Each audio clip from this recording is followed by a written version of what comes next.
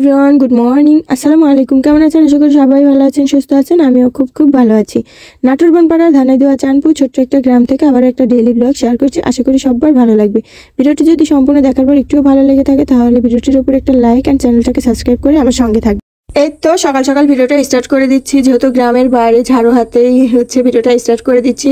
আমাদের গ্রামের বাড়িতে সবসময় এই একই কাজ করতে হয় প্রতিদিন, যেটা হচ্ছে ঘরে বাহিরের উঠান, ভিতরের উঠান, ঘর, বারান্দা ঝাড়ু দিয়ে থালা বাসন মেজে তারপরে রান্না করতে যেতে হয়। তো প্রতিদিন একই নিয়ম হয় না, কোনো দিন অন্যরকম হয়ে যায়। তো আজকে ভাবলাম যে আকাশে প্রচুর মেঘ করেছে, আর যেহেতু বৃষ্টি পড়লে উঠানটা আরও নষ্ট হয়ে যাবে। আমাদের এখানে এঁটেল মাটি, তো পানি পড়ার সঙ্গে সঙ্গে প্রচুর কাদো হয়ে যায়। তো ওই জন্য ভাবলাম যে উঠানটা আগে পরিষ্কার করে নিই। তো আমার পিছনে আছে একটা পোয়ালপালার পর এক বাড়িতে গরুর বাছুর আছে। তো উঠে পোয়ালগুলো নষ্ট করে ফেলেছে, ওই জায়গাটা প্রচুর নষ্ট হয়ে গিয়েছে। তো ভাবলাম আগে পরিষ্কার করে নিই, পানি পড়ার সঙ্গে সঙ্গে এগুলো আর উঠে নিতে পারবো না। আর এই জায়গাতে ছাগল আর ওই গরু বাছুর দুটোই বাঁধা হয়। তো আমার শাশুড়ি মা, আমি ঝাড়ু দিয়ে আগাইতে পারছিলাম না, এতটা প্রচুর নোংরা। তো কান্দাল দিয়ে একটু সমস্ত নোংরাগুলো এক জায়গায় জড়ো করে ফেললো, যাতে আমার ঝাড়ু দিতে সুবিধা হয়। পাতলা হলে নোংরাগুলো ঝাঁটার আগে যাবে। তো ওই চিন্তা করে একটু কষ্ট করে তিনি আমাকে নোংরাগুলো এক জায়গায় করে দিল। আর পাশে কবুতরগুলোকে ছেড়ে দেওয়া হয়েছে সকাল সকাল 5টা-6টা নাগাদ, 6টা নাগাদই কবুতরগুলো ছেড়ে দেওয়া হয়। প্রচুর গরম, আর এই গরমের ভিতরে থাকলে কবুতরগুলো বমি করে ফেলে। ওই জন্য সকাল সকাল ছেড়ে দিয়ে কবুতরগুলোকে খেতে দেওয়া হয়েছে। আর এদিকে আমার শাশুড়ি মা একটা চট নিয়ে আসলো, সেই চটে নোংরাগুলো তুলে ফেললাম। তুলে এখন ওই রাস্তার ওই পাশে ফেলে দিয়ে আসবো। আমাদের বাড়ির যত নোংরা হয় সেগুলো রাস্তার ওই পাশে একটা ছোট্ট পরিসরে গর্ত আছে, ওই গর্ততে ফেলে দেওয়া হয়। ওটা অন্য মানুষের, তো ওনারা বলেছে এখানেই ফেলতে, যাতে ওনাদেরও সুবিধা হয়, গর্তটা ভরাট হয়ে যায় আর আমাদেরও নোংরাগুলো ফেলতে সুবিধা হয়। আমাদের আশেপাশের জমিতে নোংরা ফেলার মতো তেমন কিছু নাই, কিন্তু আমাদের বাড়িতে প্রচুর পরিমাণে এই ধরনের নোংরা হয়। গ্রামের বাড়ি, আমাদের বাড়িতে তো সমস্ত কিছু আছে, এমন কিছু নাই যে গরু, ছাগল, হাঁস, মুরগি, কবুতর, বিড়াল, কুকুর, এমন কিছু নাই যে আমাদের বাড়িতে নাই। যাই হোক, এর জন্য প্রচুর পরিমাণে নোংরা হয়। তো এদিকে আমার শাশুড়ি মা কিছুদিন আগে উঠানে মাটি নেওয়া হয়েছিল, তো মাটিগুলো জায়গায় খুব পরিসরে রয়েছে। তো ওইগুলোর কারণে ঝাড়ু দিতেও পারি না। তো কিছু নিয়ে যেখানে একটু গর্ত আছে ওখানে ভরাট করে দিল, যাতে মাটিগুলো হয়ে যায়, একটু সুন্দরভাবে এঁটে যায়। তো এদিকে আবারও ঝাড়ু দেওয়া কমপ্লিট হয়ে গেছে। বড় উঠান, এই উঠানটা ঝাড়ু দিতে আমার তো কোমর ব্যথা হয়ে গিয়েছে। আর প্রতিদিন এই উঠান ঝাড়ু দিতে গিয়ে আমার একবারে নাজেহাল অবস্থা হয়ে যায়। বাড়ির মধ্যেও ঝাড়ু দিতে হবে। তো ওদিকে আবার রান্নাও কমপ্লিট করতে বসে এসেছি। ওদিকে রান্না করতে দিয়ে এসেছি খিচুড়ি, যেহেতু আজকে মেহমান আসবে বাড়িতে। তো মেহমানের জন্য কিছু রান্না করতে হবে, ওই জন্য ভাবলাম সকালে একটু নরম করে খিচুড়ি করে দিই। আর আমাদের বাড়িতে সকালবেলা যদি দুপুরে রান্না করতে হয় তো সকাল টাইমে একটু খিচুড়ি, না হলে রুটি, সেটাই করতে হয়।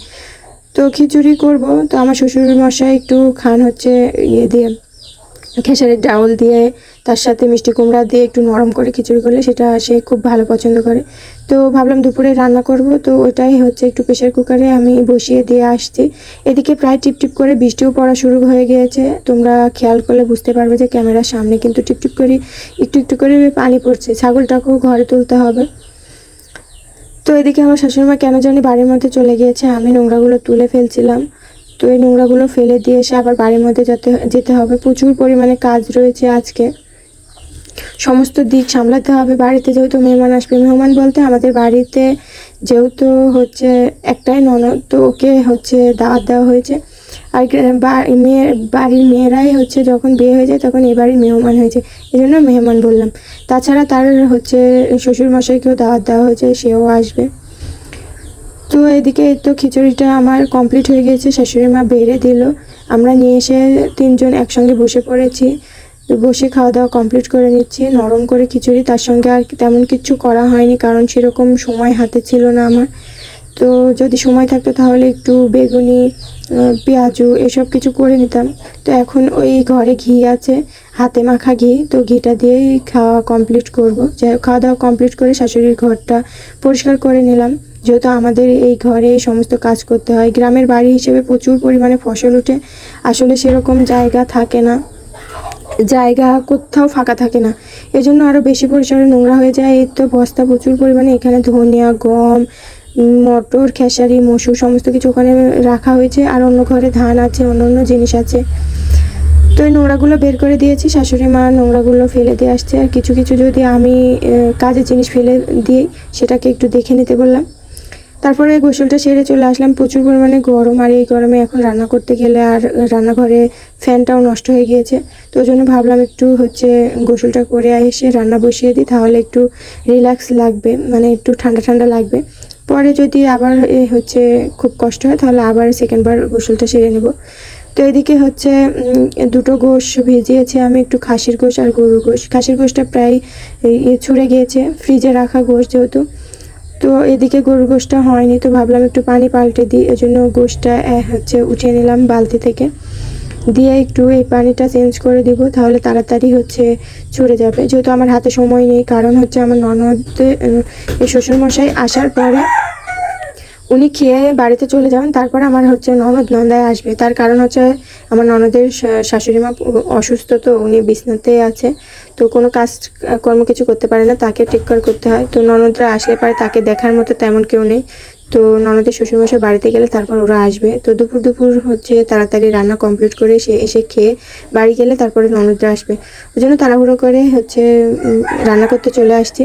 তো ওদিকে গরুর গোশটা এখনও ভেজানো হয়নি, আর এদিকে খাসির গোশটা পরিষ্কার করে নিচ্ছে। আর খাসির গোশ পরিষ্কার করা তো একটা প্যারার বিষয়, কারণ খাসির গোশে প্রচুর পরিমাণে পশম থাকে, আর এই পশমগুলো খুঁজে খুঁজে বের করা খুব কঠিন হয়ে যায়। কে কেমনভাবে পরিষ্কার করো আমাকে একটু কমেন্ট বক্সে জানিয়ে দাও, সহজ কোনো পদ্ধতি থাকলে। তো আমি তো একটা একটা করে পিস পিস করে গোশ নিয়ে তারপরে একটা একটা করে বেছে বেছে নিয়েছি। এদিকে রান্না করতে চলে আসছি, যেহেতু জোর চুলা আমার, এক চুলায় আমি একটু গরম পানি করে নেব, কারণ চালের আটার রুটি বানাইতে হবে। যেহেতু বাড়িতে দু রকমের গোশ আমরা গ্রামের বাড়ি তো শহর অঞ্চলে একটু কমই খাই, যাই হোক গ্রামের বাড়ি সব সময় আমাদের যে কোনো গোশের সঙ্গে রুটি রাখতে হয়, আর আমার শ্বশুরমশাই খুব পছন্দ করে, সবাই পছন্দ করে। যাই হোক অনেকে হয়তো কষ্টের ভয়ে খায় না, বছরে একদিন খায়, আর আমাদের যদি ডেইলি কোনো গোশ রান্না করা হয়, ডেইলি কিন্তু রুটি বানাইতে হয়। তো রুটি বানাবো যেহেতু, তো জোর চুলা এক চুলা আমি গরম পানি দিয়েছি, আর এক চুলার ওই গরু গোশটা ভেজে নিই। তো শাশুড়িমাকে বললাম একটু গোশটা ভিজে গেলে আমাকে ধুয়ে নিয়ে এসে দিতে। আর আমি খাসির গোশটা একটু সমস্ত মশলা একসঙ্গে দিয়ে মাখিয়ে নিচ্ছি, মাখিয়ে আধা ঘন্টা রাখলে আরও ভালো হতো। আর এই খাসির গোশে একটু মশলার পরিমাণটা একটু বেশি করে দিতে হয়, নাহলে গন্ধ করে। তো ওই জন্য আমি সমস্ত কিছু দিয়ে তেল দিয়ে মাখিয়ে নিলাম। এখন যেহেতু আমার ওয়েট করার মতো সময় নেই, তার জন্য আমি রাখতে পারলাম না। তো এদিকে সমস্ত কিছু মাখিয়ে রেখে চুলাটা ধরিয়ে দিচ্ছি। এই তো আমার গোশটা প্রায় একটু ফুটে উঠেছে। তো আমি ভাবলাম যে মনে হচ্ছে একটু খাসির গোশ তো একটু ঝাল ঝাল হলে ভালো হয়, তো ঝালের পরিমাণটা একটু কম হয়ে যাচ্ছে, তো ওই জন্য আমি একটু ঝালের শুকনো মরিচের গুঁড়োটা দিয়ে দিয়েছি। এদিকে এত কিছু দিয়েছি, আর আমার গোশের মধ্যে লবণ দিতেই ভুলে গিয়েছিলাম, তো একটু টেস্ট করে নিলাম। যেহেতু যদি ভুলে একবার দিয়ে সেরে আবারও মনের ভুলে দিয়ে দিই, তাহলে দুবার যদি লবণ দিই তাহলে আর এটা খেতে পারবো না। তো আমি একটু টেস্ট করে নিয়ে দেখলাম যে লবণ দেওয়া হয়নি। তো এদিকে যে আটাটা সিদ্ধ করে নিলাম গরম পানিতে, আর আমি এই আটাটা না ছানতে পারি না। গমের আটা হলে খুব সুন্দর ছেনে আমি রুটি বানাতে পারি, কিন্তু ছানতে পারি না। তো আমি শাশুড়ি মা ছেনে রুটিগুলো গোল গোল করে দিল, আমি ভেজে নিয়ে সমস্ত কিছু রান্না কমপ্লিট হয়ে গিয়েছে, ঘরে নিয়ে এসে রেখে দিলাম। আর এদিকে আমার ননদের শ্বশুর মশাই তাওয়াই মশাই তো এসে অনেকক্ষণ বসে টিভি দেখছিল, জানি না কি দেখছিল, এটা আমি তো ভাষায় বুঝি না। তো যাই হোক ওনাদের খেতে দিয়ে দিয়েছে, আর আমি শাশুড়িমাকে বসিয়ে দিয়েছি যে তার বেয়াইকে সে যেন সুন্দরভাবে খাইয়ে দেয়। তো ওই জন্য শাশুড়িমাকে বসিয়ে দিয়েছে, আর ওই যে ওইদিকে খাচ্ছে আর টিভি দেখছে। তো উনি খেয়ে দিয়ে চলে গেল। তারপরে সন্ধ্যার সময় আমার ননদের মেয়ে আর নন্দাই এসেছে।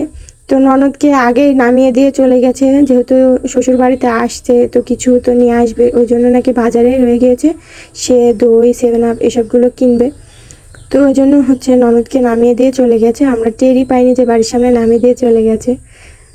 তো এই তো ননদরাও চলে আসছে, যেহেতু এখন সন্ধ্যা হয়ে গিয়েছে, আর আমাদের এখানে লাইটের বেশি নাই, আলো নাই, ওই জন্য ক্যামেরাটা খুব কালো কালো লাগছে। যাই হোক আর ভিডিওটা কন্টিনিউ করতে পারছি না। তো আজকের মতো এই পর্যন্তই। তারা যেহেতু আসছে তাদেরকে খেতে দিব। এর তো এদিকে আবার আমার নন্দারা চলে আসছে, বাইরে দেখছি বাড়ির মধ্যে হুন্ডারটা রাখছে। যেহেতু নন্দায় আর আজকে যাবে না, হচ্ছে আমার নন্দায় বেশিরভাগ থাকেই না, মাঝে মধ্যে হঠাৎ, তাছাড়া থাকতে চায় না। তো আজকে যেহেতু থাকবে তো হচ্ছে হুন্ডিটা বাড়ির মধ্যে রেখে তো দই 7 আপ নিয়ে চলে আসলো। এই তো যাই হোক তাদেরকে খেতে দিই। তো ভিডিওটা আজকের মতো এই পর্যন্ত। ভিডিওটা ভালো লাগলে like comment share subscribe bye, কথা হাফেজ।